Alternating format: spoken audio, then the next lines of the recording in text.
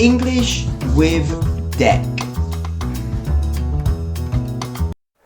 What better way to kick back after a hard day's work than by turning on the recording app, hitting that big red circular recording button and quickly recording one final episode today before switching off. You know, it's been a pretty full-on day. Got a few things done, got a lot of cleaning done, so I'm pretty satisfied there. Work-wise, not too shabby at all. And I had a realization a few years back now, actually, which I wanted to share with you guys. It's Deck here from Deck English, and I'm here with another episode of English with Deck. Let's go. So guys, I'm sure many of you are currently studying this, that or the other.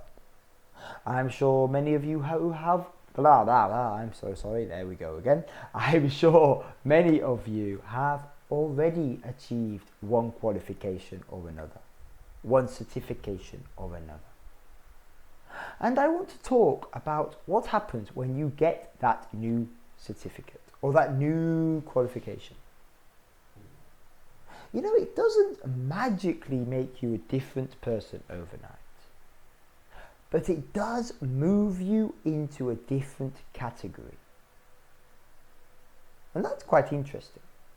You know, after I passed the N2 in Japanese, it did not mean my Japanese was perfect. It did not mean that I was better than anyone else by a long shot. Oh, no. In fact, if anything, it really made me aware of how many weak points I had. And it really humbled me, actually, just because of what I'm about to say right now. You know? Because remember, I'm not a different person just for receiving that certification. But on paper, something changed. You know, before I had that, I was a person who didn't have that. I was someone who studied Japanese. You know, I had other stuff, but not that one. Not that reasonably high level. I shouldn't say reasonably. That high level certification, you know? And it matters. It really matters. Not because it makes me better than anyone else. No. But because it changes the group of people I am being compared with. And that in itself is very humbling. You know, before I got the N2, I was competing with people who had it and people who didn't have it. And then after that, I was competing with people who did have N2 or N1 or higher, you know. Obviously, if you're going higher than that, I'm not really competing with them, really, am I? In that respect. Of course, maybe in other fields I might be, but yeah, anyway, a little joke there. Anyway, you get the point. You know, before N2, I wasn't competing in that sector. However, after N2, I was competing with people who had that or higher. So, the qualification, at the risk of sounding a bit cheesy, the qualification opens a door. But once you walk through the door, you enter a room full of people who have also opened that door. And that's a humbling thought to have. You know, working your socks off, crying at night, maybe because you're frustrated, you're scared of failure. There's a million emotions going around your body, in your brain, from your brain. All these positive, these negative, these crazy feelings are springing forth. And it's just worth remembering, you know, a certificate helps you stand out in one market, but then it places you into a more serious market. It's the same in teaching, you know. with the CELTA, it gives you credibility as an English teacher. It shows that you have had that extra level of training. And that's also important. But it also means you're no longer only being compared with a casual English tutor who may or may not work their absolute socks off. You know, I am not degrading anyone here. I am not degrading anyone at all. But qualification-wise or certification-wise, yes, you are no longer being compared with those tutors who don't hold it, and you're being compared with other equally trained teachers or equally qualified on paper teachers, let's say.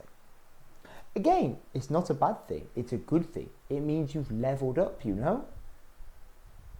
But remember, leveling up does not mean that competition disappears. It simply means the competition evolves like a Pokemon. I mean, you see it in a lot of areas, not just teaching or languages. If someone gets a driving license, for example, they're no longer someone who wants to drive, they're now a driver.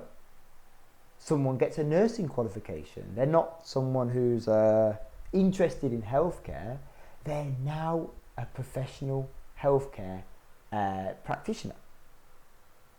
You know, if someone gets, for example, a 7 in the IELTS, a TOEIC 900, a coding certificate, what can I say? A personal trainer qualification, a degree, a master's, a business certification. Any more? That's about right. Okay. The same thing happens. The certificate gives you proof. It means people have a reason to trust you that little bit more.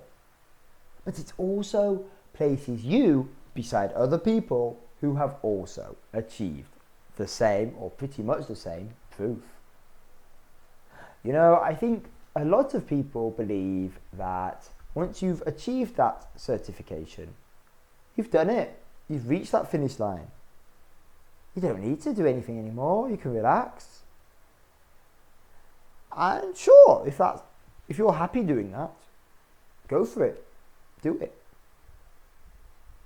But in all honesty, you know, just because you've got that qualification, just because you've got that certificate on your wall, honestly, it's the beginning, not the end. It's the beginning of that new chapter, the beginning of entering that room and then finding the next room on from there and so on and so forth. It's an opportunity to sort of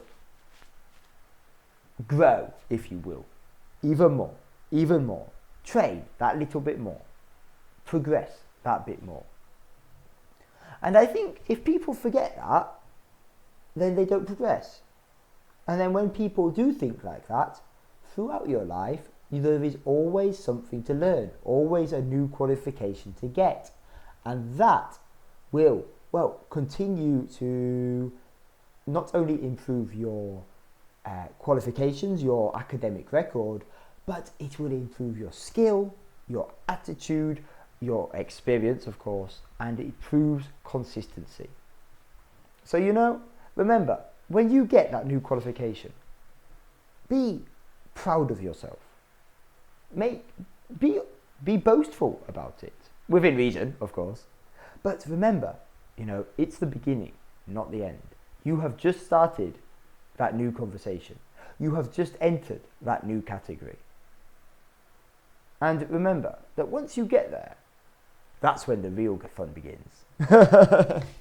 Okay, guys, remember, English doesn't have to be difficult. See you in the next one. Bye now.